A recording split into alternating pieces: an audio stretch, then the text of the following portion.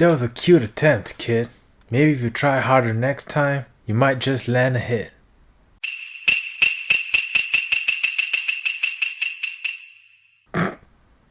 Yeah, sure.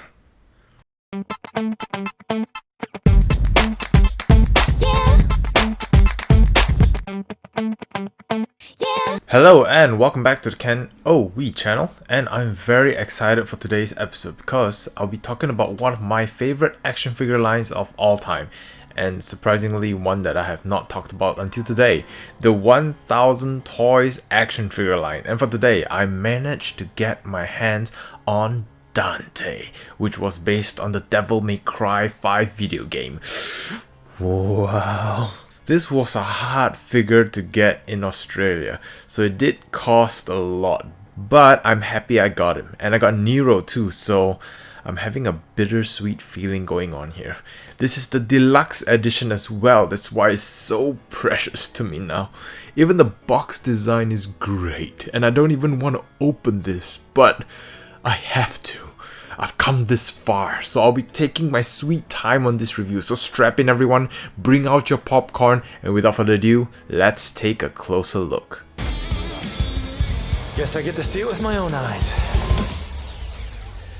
Taking a closer look at his face, for the most part, it's sculpted really well. There's little bits of white to show the unshaven grey beard on him, but I'm just wondering why they've decided to put some highlights under his eyes.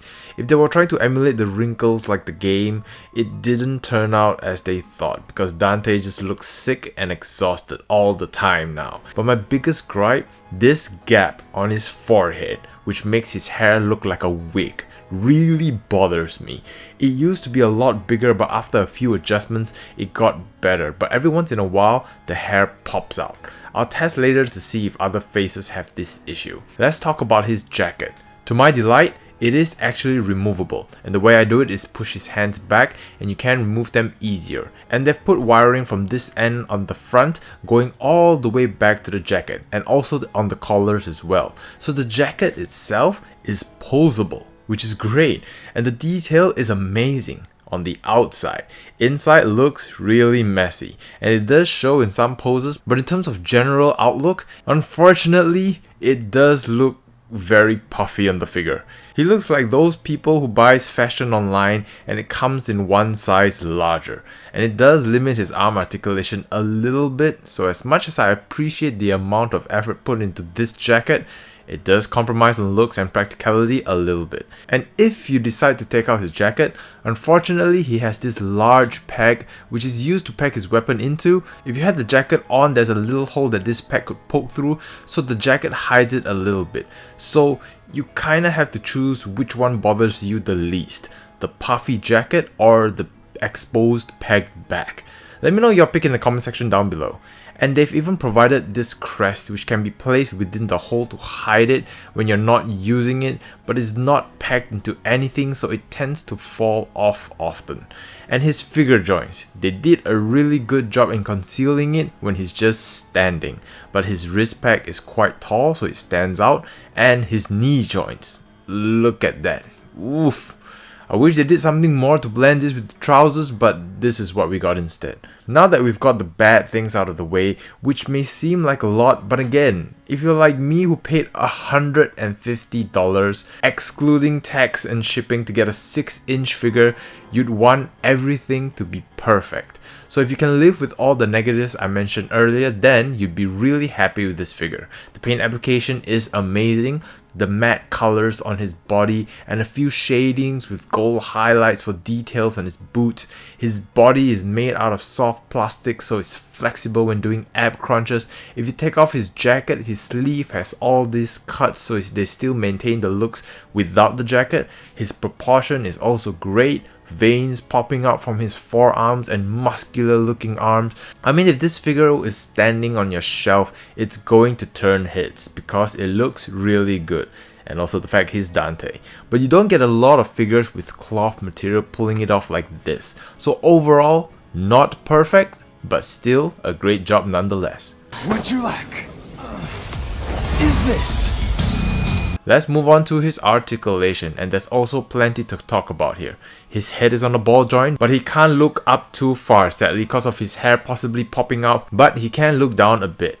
Head twist no problem, and side to side pivot not an issue as well. He doesn't have a neck joint, but he does have a hidden joint below his upper chest, so as you're twisting his neck, you can see the chest movement inside the shirt, and it can move around as well, so it's a nice little touch there. His shoulder piece is made out of soft plastic and is on a ball jointed hinge, which contributes to his arm articulation such as 360 movement, butterfly movement, and the soft plastic allows it to move outwards that much, and it can also twist out of the way, but it does reveal the joints. He also has an elbow rotation, and I feel this would be a great method for all future SH Figuarts figure without bicep twist. He's got wrist twist as well and move up and down. He's got a ball jointed ab, which you can see a little if you shine a light under his shirt, and sadly there's no six packs present. But thanks to the soft plastic material on the shirt, it does help a lot with the ab twist, the side to side movement, and it can crunch forward surprisingly far and arch backwards that far as well, which is just fantastic. His legs can do the split about that much, my god, the gymnast. Kick up really high, kick back that much, thigh swivel, knee bend, ugh, that knee joint. Calf rotation, feet moves up and down, whoa, look at that. Pivot side to side, twist left and right, and of course, the devil toe curlers. Of course, his accessories. Oh, the accessories. Let's talk about what you will receive with the standard version first. He comes equipped with face punching hands, face grabbing hands, gun wielding hands, and sword wielding hands. For weapon accessories, starting with the guns, of course, you got ebony and ivory. Everyone would be pissed if you didn't have those, and they're painted really well. Apart from the pictures of ebony and ivory on the handles, but that would have been impossible to put on. They also give you the shotgun, also known as Coyote A, which just looks like a shotgun. And then for swords, you have the Rebellion, which just looks fantastic as well. Just look at the skull on either side. Details right there. On this side, you can remove this piece so you can peg it into the back of Dante. They also provided you with the Dante's Devil Sword, the closed version. Part of me wishes they've given him the open version as well, but I'm just being greedy. As with the Rebellion, the sword is painted and sculpted beautifully. All that crisscross detail. They even give you this peg which you can replace the one on the handle so you can peg it to the back of Dante. And he also comes with interchangeable faces. One comes with a smile but could probably use some teeth whitening product. If you're using this toothpaste, you're probably expecting to get visibly whiter teeth. Jackpot. And another where he's all pissed off and ready to cut you in half. Again, Dante, brush your teeth. And testing it with the hair, the smiley face still has the gap but not on the angry face. So I guess it's more of the hair piece being the issue rather than the faces. But they also gave you another set of hair piece which is shorter, and there's not a lot of gaps with this hair piece, so I might just stick with this one in the future. And no, you cannot interchange the fringe. It also comes with a base stand which looks super sturdy so you can hold on to Dante without any issues. Now, that's all in the standard edition only. This is the deluxe edition. So what will you get for $20 additional? Well, for starters, you'll get the Devil Sword Spada. Look at that beast of a weapon.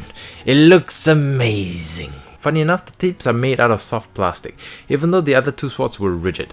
Maybe they were trying to reduce the weight of this accessory, but you couldn't even tell that it's soft from just looking at it, so well done there. There's a hole here as well which you can pack to the back of Dante. And it also comes with the 3 forms of King Cerberus' weapon. You have the nunchucks, a 3-section staff, and a bow staff. Each of the tips given a different highlight to represent their respective elements: ice, fire, and lightning.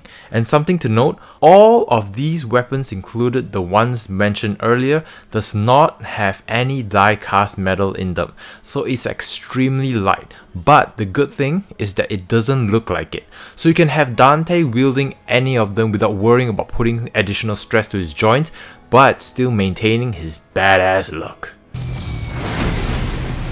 Thought you like it.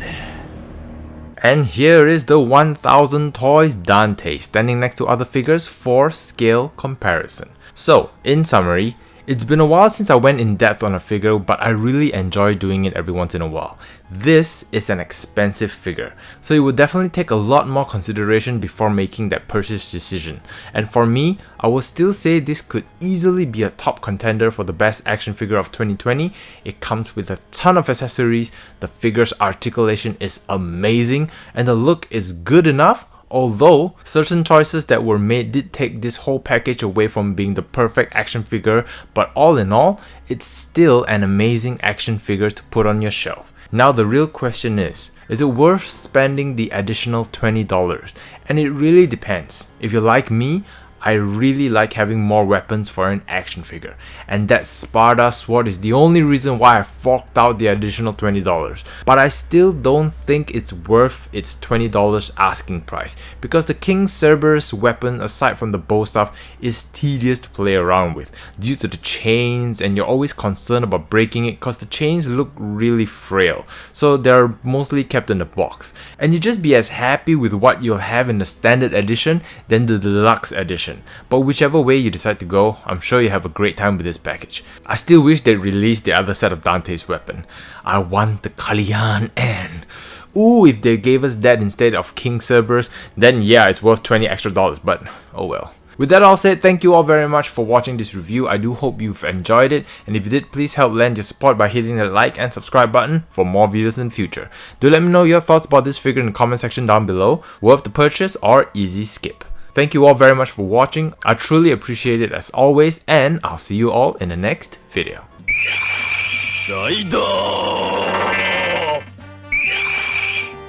Click here for video 1. Click here for video 2. Click here to subscribe. Click it. Thank you for watching. Arigato. Thank you.